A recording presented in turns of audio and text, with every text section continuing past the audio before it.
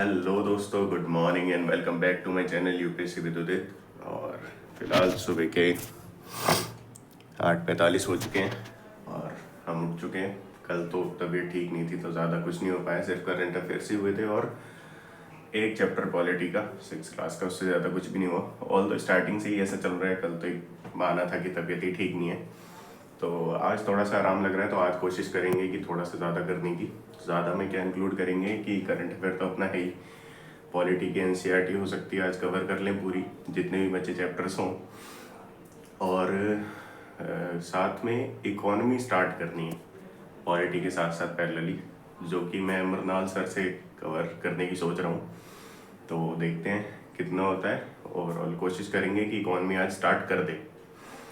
तो फिलहाल टेबल पे ऐसे ही कुछ आज बसड़ उतनी मची नहीं हुई है, तो ये तो 2 मिनट का काम है, हो जाएगा साहब। तो फिलहाल चलते हैं, सबसे पहले नहाते हैं, रेडी होते हैं, पूजा करते हैं, उसके बाद स्टार्ट करते हैं अपनी पढ़ाई। तो मिलते हैं थोड़ी देर में। रेडी, अब करते हैं फटाफट से पूजा। फिर हमने की फटाफट से पूजा और पढ़ी हनुमान चालीसा। फटाफट से टेबल क्लीन की, टेबल हो चुकी एकदम क्लीन लुक। और अब करते हैं फटाफट से ब्रेकफास्ट। आज ब्रेकफास्ट में है पूड़ी, आलू और चाय। तो फटाफट से ब्रेकफास्ट करते हैं, उसके बाद स्टार्ट करेंगे अपना फर्स्ट स्लॉट करंट अफेयर्स के साथ। फटाफट से ब्रेकफास्ट किया, फिर मैंने करंट अफेयर्स स्टार्ट किया। आज पढ़ते पढ़ते एक न्यूज़ देखी जो ऑनेस्टली दिल को थोड़ा हिला गई थी।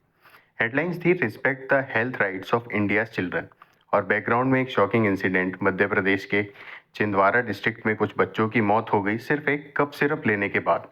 रिपोर्ट्स के अकॉर्डिंग कोल्ड ड्रिंक नाम का कफ सिरप यूज किया गया था, जिसे तमिलनाडु बेस्ड कंपनी श्रीशन फार्मास्यूटिकल्स बनाती है। टेस्ट में मिला कि उस सिरप में डाइइथाइल ग्लाइकोल डीईजी नाम का टॉक्सिक केमिकल था, 500 टाइम्स अलाउड लिमिट से ज़्यादा। इस केमिकल से किडनीज फेल हो जाती हैं, और ये सेम केमिकल गाम्बिया और उज़्बेकिस्तान वाले केसेस में भी रेस्पॉन्सिबल था।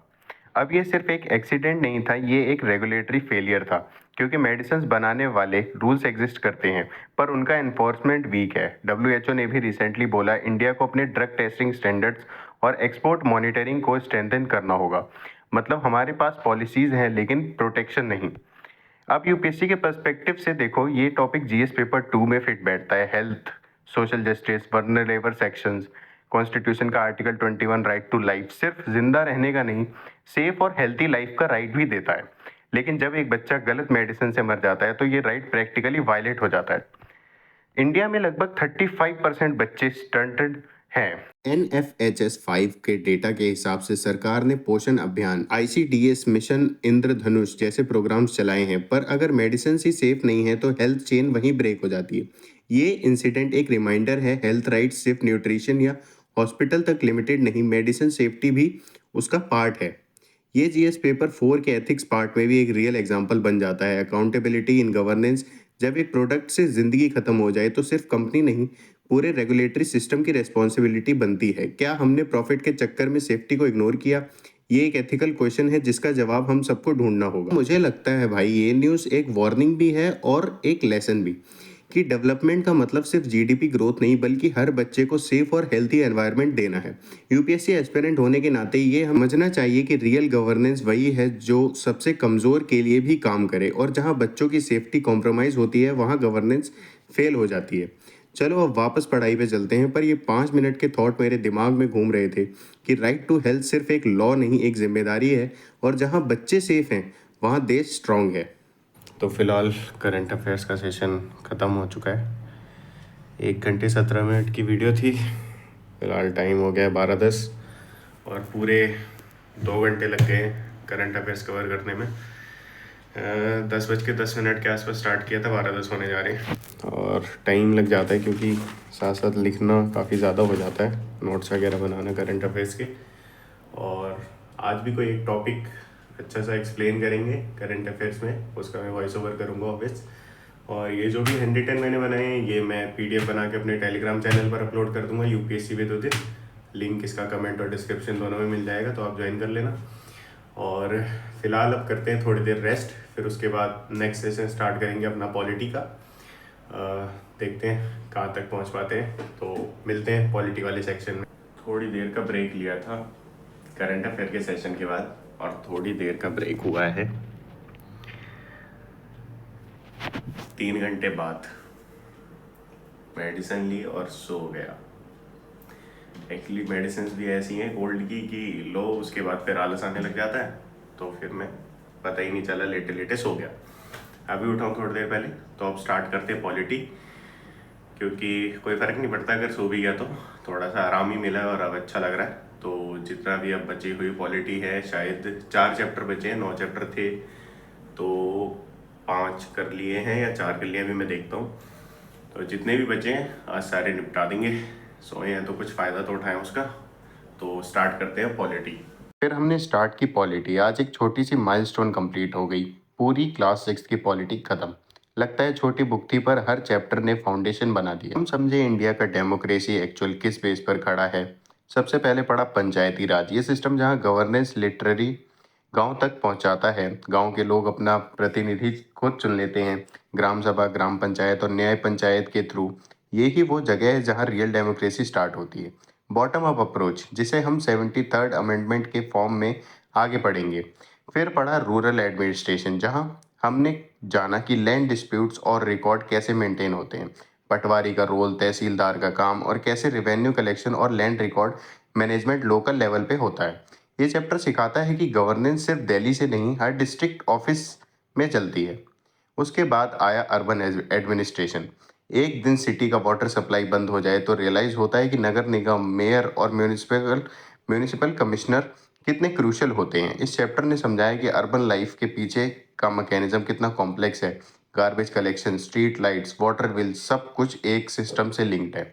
फिर आया रूरल लाइवलीहुड्स, जिसमें हमने देखा कि गांव में लोग अपनी रोजी रोटी किस तरह कमाते हैं। फार्मिंग, फिशिंग, स्मॉल बिजनेस और उनके साथ रूरल पॉवर्टी और सीजनल माइग्रेशन का इशू भी। ये चैप्टर एक्चुअली जीएस पेपर 3 के लाइवलीहुड और इंक्लूसिव ग्रोथ के कॉन्सेप्ट से कनेक्ट होता है। और फाइनली अर्बन लाइवलीहुड, जिसमें देखा कि सिटी में लोग अपना गुजारा कैसे करते हैं। Street vendors, factory workers, office employees, सब एक इकोसिस्टम में एग्जिस्ट करते हैं, पर इनइक्वालिटी भी वहीं क्लियरली दिखाई देती है। ये चैप्टर सोशल जस्टिस और इनफॉर्मल इकोनॉमी के कॉन्सेप्ट को डायरेक्टली टच करता है। जब 6th क्लास की पॉलिटी स्टार्ट की थी तो लगा सिंपल टॉपिक्स हैं, पर जैसे जैसे आगे बढ़े समझ आया ये ही यूपीएससी के GS2 का फाउंडेशन है। गवर्नेंस, डेमोक्रेसी, पार्टिसिपेशन, सब यहीं से स्टार्ट होता है। बच्चों के लेवल पे लिखा गया, पर मैसेज बहुत बड़ा है। हर सिटीजन एक स्टेक होल्डर है इस सिस्टम का। तो आज के लिए एक स्मॉल विंग मार्क करते हैं। Class 6 polity done. कल से क्लास 7th स्टार्ट करेंगे और धीरे धीरे ये 0 से 1 का जर्नी कंटिन्यू रहेगा। बस कंसिस्टेंसी बनी रहे, बाकी सिलेबस अपने आप कंप्लीट होता जाएगा। फाइनली 6th क्लास की पॉलिटी एनसीईआरटी पूरी हो चुकी है। 9 के 9 चैप्टर कर लिए हैं। जैसा कि आज सोचा था कि हो सकेगा तो पूरी पॉलिटी कवर कर लेंगे 6th क्लास की। जो भी रिमेनिंग चैप्टर्स थे, 4 या 5 थे, सॉरी, कल तक 4 हुए थे, तो कंप्लीट हो गया है और बड़ा अच्छा लग रहा है। बेशक से 6th क्लास की एनसीईआरटी कहने के लिए बहुत बहुत ज़्यादा ही बेसिक है, बट बहुत अच्छा लग रहा है कि पूरा हो गया। और कल संडे सबसे बढ़िया, तो कल पूरी एनसीईआरटी जो है रिवाइज़ करेंगे। मतलब फर्स्ट से लेके 9 चैप्टर तक जो भी है सारी चीज़ें रिवाइज़ करेंगे, जो सर ने पढ़ाया है वो भी, और बुक से भी एक बार फिर से सेल्फ रीड कर लेंगे। और अभी टाइम हो गया है 6:30, 6:30 बज गए हैं, क्योंकि लेक्चर्स लिए सारे, और उसके बाद फिर है अपना सेल्फ रीडिंग की पूरी एनसीईआरटी की। सेल्फ रीडिंग करना भी अच्छा रहता है, एक मतलब अंडरस्टैंडिंग अच्छी हो जाती है। वैसे ही लेक्चर से अच्छी अंडरस्टैंडिंग मिल जाती है, और उसके बाद अगर एनसीईआरटी रीड आउट कर लेते हैं तो और थोड़ी सी क्लैरिटी मिल जाती है, और बुकिश लैंग्वेज भी समझ आ जाती है कि क्या है, वर्ड्स वगैरह के बारे में भी पता चल जाता है। तो 6th क्लास की एनसीईआरटी कंप्लीट हो गई है गाइस। मतलब एज अ बिगनर जब हम करते हैं तो ये छोटी छोटी अचीवमेंट ही होती है, बिकॉज इससे ही आगे चल के अभी हम और भी एडवांस चीज़ें करेंगे, एडवांस बुक्स पढ़ेंगे, उनको भी ऐसे ही कंप्लीट करेंगे। और अब फ़िलहाल एक और चीज़ रह गई जो हम लोगों ने डिसाइड की थी, वो है इकॉनमी। मतलब आज सोचा था कि इकॉनमी स्टार्ट करनी है, तो मृणाल सर से स्टार्ट करेंगे इकॉनमी, और एक लेक्चर तो उनका आज लेंगे। तो देखते हैं। अभी फ़िलहाल थोड़ी देर का ब्रेक लेते हैं। इस बार ब्रेक थोड़ा सा ही होगा क्योंकि आई नो ब्रेक का बोलता हूँ तो 2-3 घंटे गायब हो जाते हैं, बट अभी थोड़ा ही ब्रेक लेंगे और उसके बाद फिर इकॉनमी स्टार्ट करेंगे। तो मिलते हैं थोड़ी देर में इकॉनमी के सेशन में। बात हुई थी और आज ब्रेक छोटा सा ही हुआ है क्योंकि 6:30 बजे के आसपास ब्रेक लिया था और फिलहाल टाइम हो रहा है 7:05। तो ब्रेक आज छोटा सा ही था, ये भी अच्छी बात है मेरे लिए। और अभी हमें स्टार्ट करनी है इकॉनमी। तो इकॉनमी के नोट्स मैं दिखा देता हूँ मृणाल सर के, ये देख सकते हैं आप। ये कुछ लेक्चर्स के हैं, मतलब पूरे लेक्चर्स के नहीं है, अभी सारे नोट्स नहीं है कंप्लीट, थोड़े से ही हैं। ऑल दो सारे के तो बहुत सारे होते हैं, कम से कम 1000-1200 पेजेस के नोट्स होते हैं। अभी ये 500 के आसपास पेजेस हैं, मतलब आधे लेक्चर्स के नोट्स हैं।